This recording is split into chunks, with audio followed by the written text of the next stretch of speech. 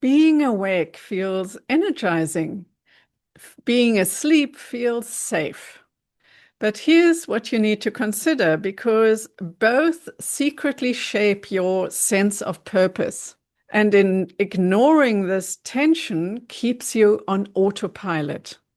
In the meaning game, people tend to be either consciously aware in this moment or they are unconsciously acting out on patterns and being asleep to the moment. Awakening can bring insights, but it can also overwhelm you when you realize what's actually going on. Sleep brings you comfort, but dulls your awareness. Today, we'll run aware versus asleep through the squares process. You'll see four angles that show the hidden payoffs, that the pitfalls, the unconscious hidden patterns that are shaping your spiritual and purposeful life. Make it personal by checking against your story. Where does it resonate? Find those places, and that's when you can transform your life. So let's get into the squares process. We'll look at the four angles as explained earlier, and that is where I love being awake and I hate being awake. I love being asleep and I hate being asleep. Let's look at why all of these would be true. I love being awake. Awareness allows me to see hidden opportunities. I make conscious choices. Being awake sharpens my perception. I notice patterns others miss. I feel empowered. Insight lets me act intentionally. Awake living fosters growth. I can question assumptions and evolve. Awareness connects me to my meaning in life, and life feels richer and purposeful. Being present creates authenticity. I respond rather than react. Let's now look at why I would hate being awake. Awareness can be overwhelming. Too much insight creates stress. Seeing hidden truths can feel isolating. Others may not understand me. Responsibility increases.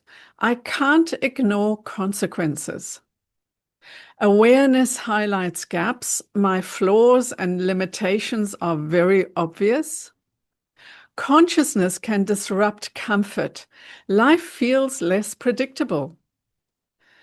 High alertness can exhaust mental energy. Constant engagement is quite tiring.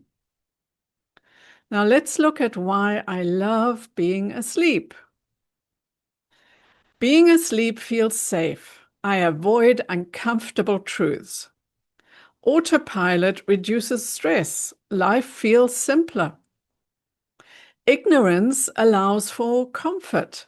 I can maintain routines without questioning. Sleep shields me from responsibility. Fewer choices to make. I can conserve energy. The mental load is lighter. Being unaware protects me from existential anxiety. I feel secure. Let's look at why I would hate being asleep. Life feels shallow. I miss opportunities for growth and insight. Autopilot leads to stagnation. Personal evolution slows down. I risk repeating mistakes. Unconscious patterns dominate. Sleep dulls my purpose. Meaning feels distant. I feel disconnected. Interactions and experiences lack depth. Ignoring reality can create regret. Hindsight shows wasted potential.